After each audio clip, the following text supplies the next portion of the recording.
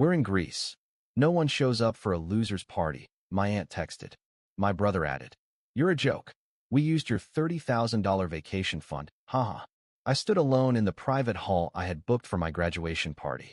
I whispered, "Then you'll love what comes next." That night, I froze his $84,000 business loan, blocked every joint account, and revoked access to all cards. I stood alone in the lavish private hall, staring at the elegantly decorated tables, each one perfectly set with fine china, crystal glasses, and satin napkins folded like tiny swans.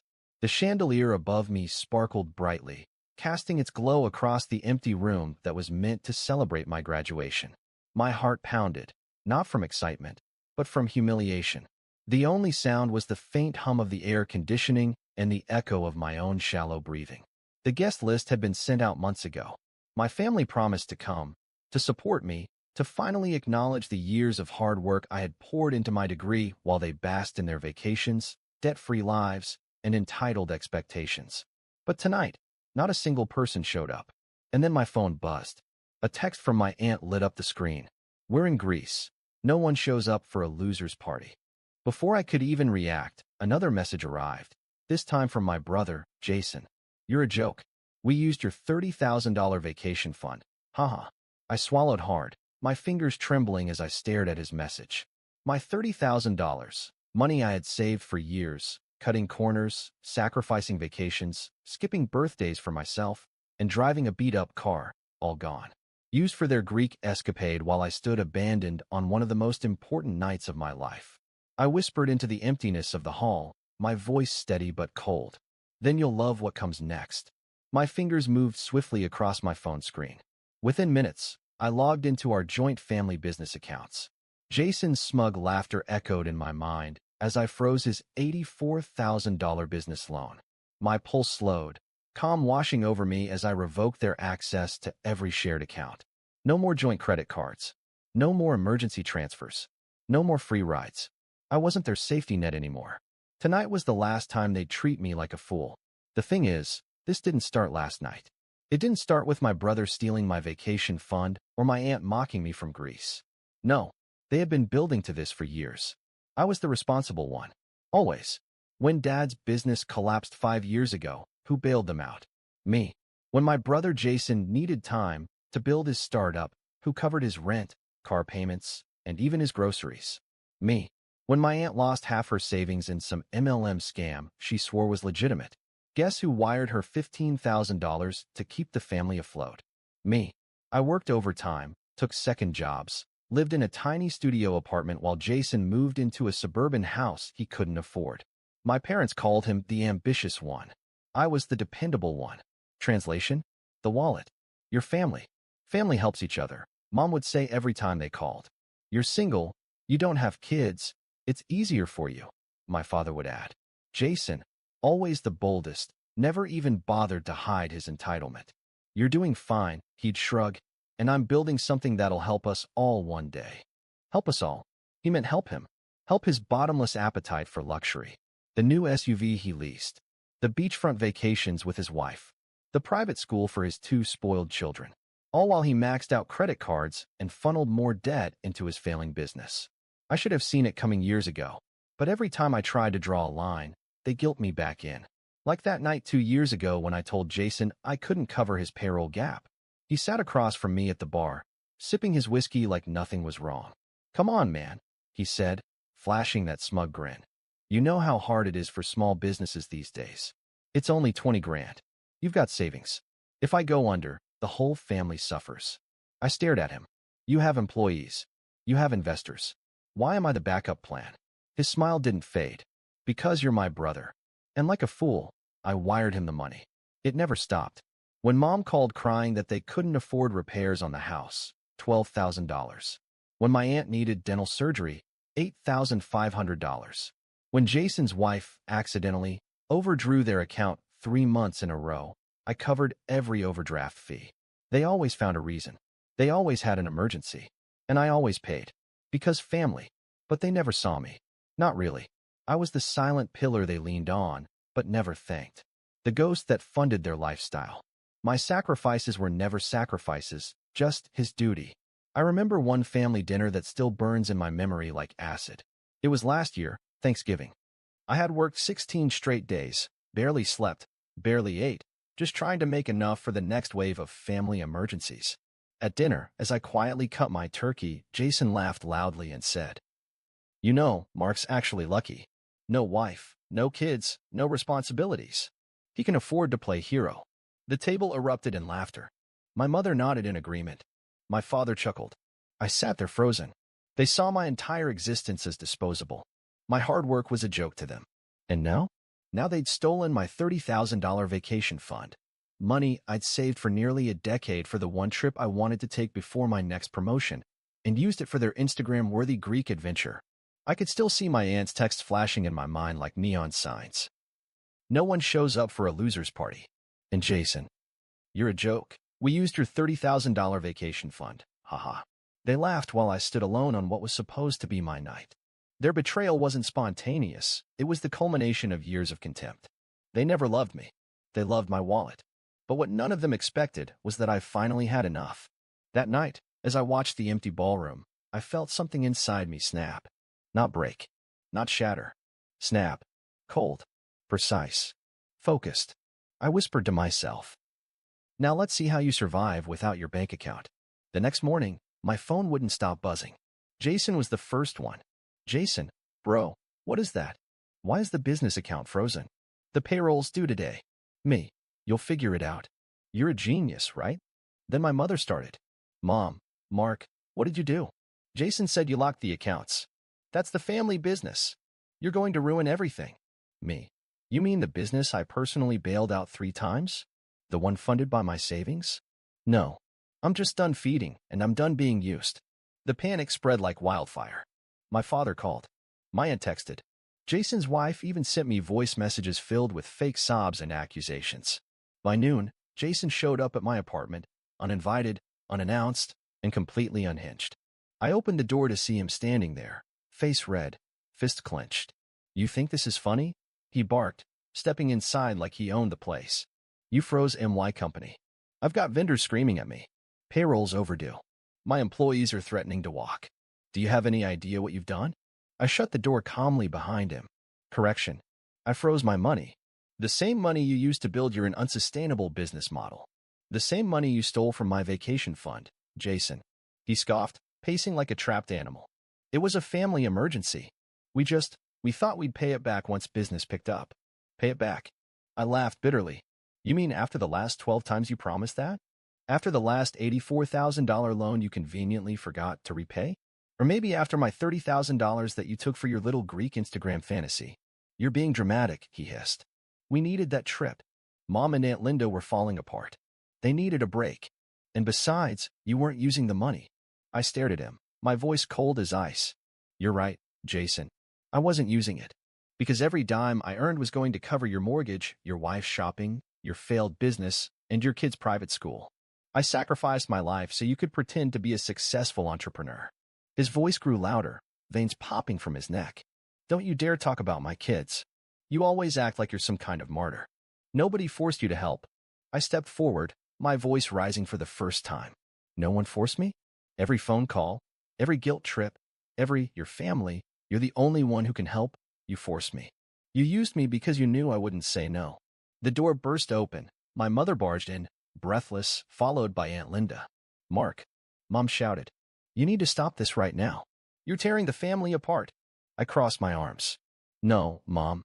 This family was broken long before today. I was just too blind to see it." Aunt Linda chimed in, her voice dripping with condescension. "We took that trip to Greece to relax. You wouldn't understand. You never had responsibilities like we did. You don't have a family." I laughed so hard I nearly doubled over. "You're right, Linda.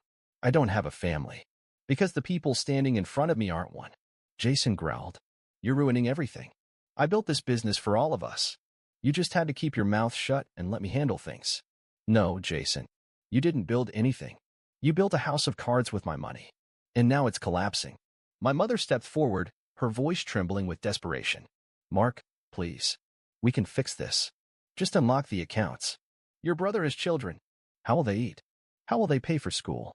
Her manipulation was as obvious as ever. I shook my head slowly. Those aren't my problems anymore. Tears welled up in her eyes, but there was no sincerity behind them, only panic that the gravy train had stopped. Jason snapped. You're acting selfishly, and I won't tolerate it anymore. He lunged toward me, but I held up my phone.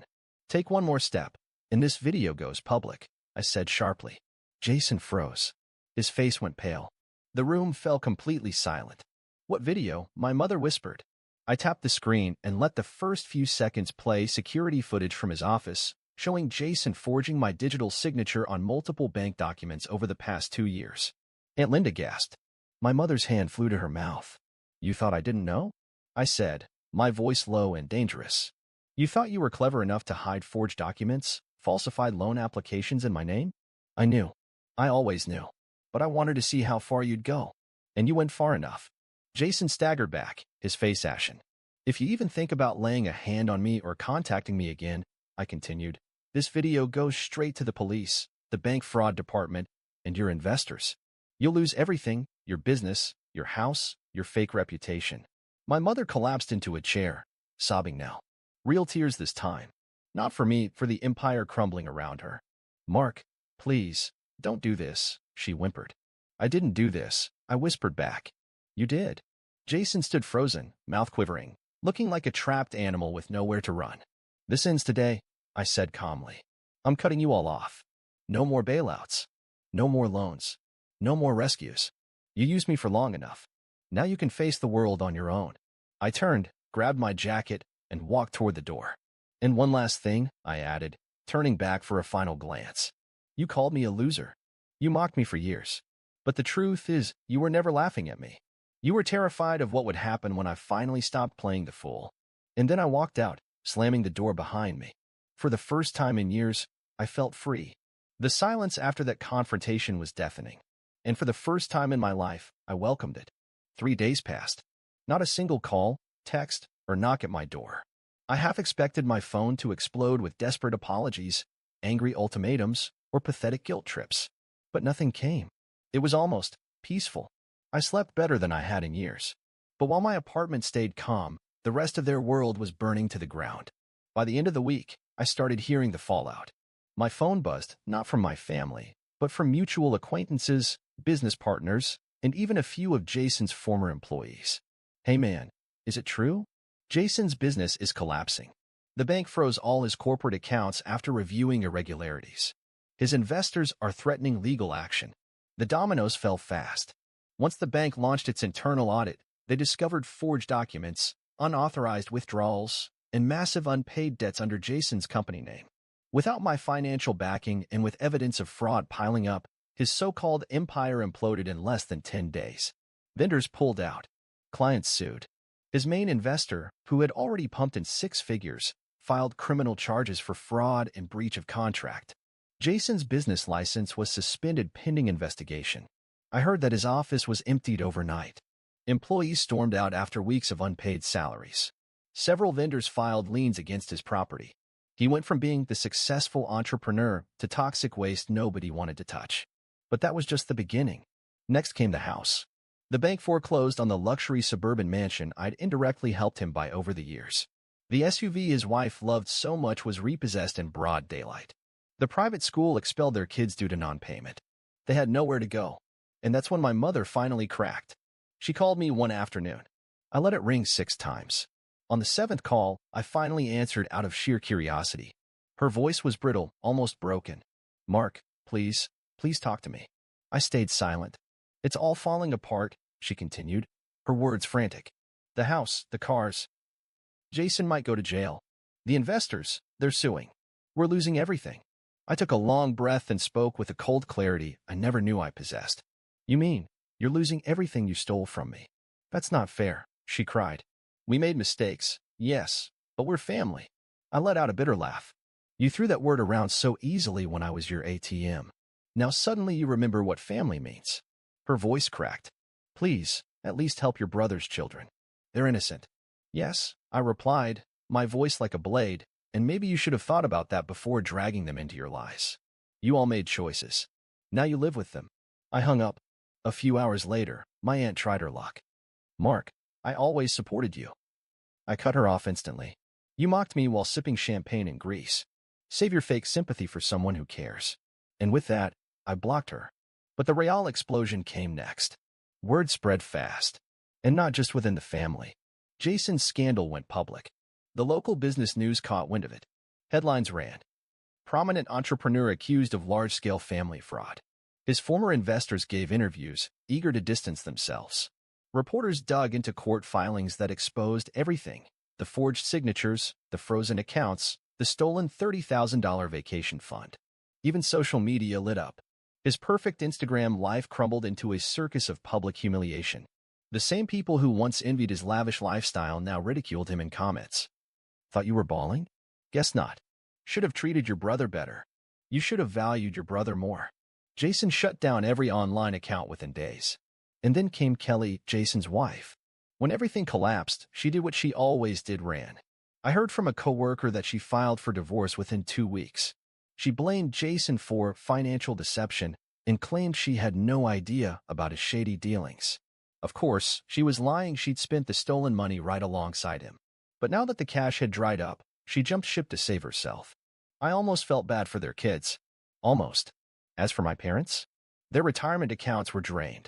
They had poured everything into Jason's sinking ship, convinced he was saving the family.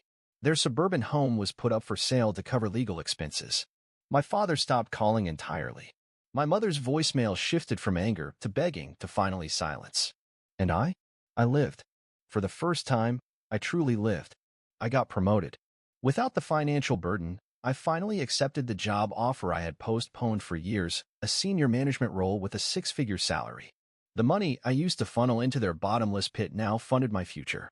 I bought my own condo. A beautiful, modern space overlooking the city skyline, bought entirely with my own clean money. No more roommates. No more suffocating debt. I traveled. I finally took that vacation, not to Greece, but to Japan. 10 days of freedom, culture, and peace. No guilt. No calls. No manipulation. I built real friendships. Without my toxic family draining me, I finally had the energy to form meaningful relationships. I met people who valued me not for what I could give, but for who I was. And then one night, as I stood on my balcony overlooking the city lights, my phone buzzed again. It was a message from someone unexpected, Jason's ex-wife. Kelly, I know you probably don't want to hear from me, but I just wanted to say, you were right. About all of it. I'm sorry. And thank you. You did more for us than we ever deserved. I read it in silence. I didn't reply. I didn't need to. Because for the first time in my life, I was free. Months passed. The silence from my family wasn't emptiness, it was freedom. Jason served time.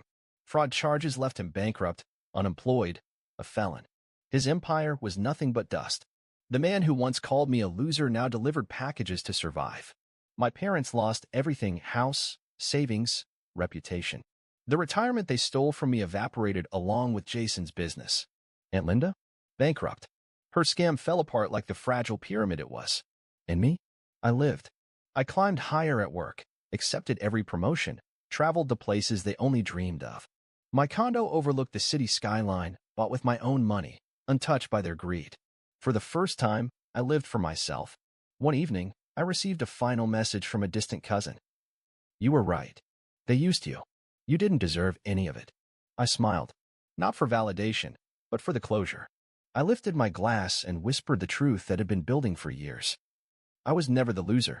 I was the escape plan. And I escaped.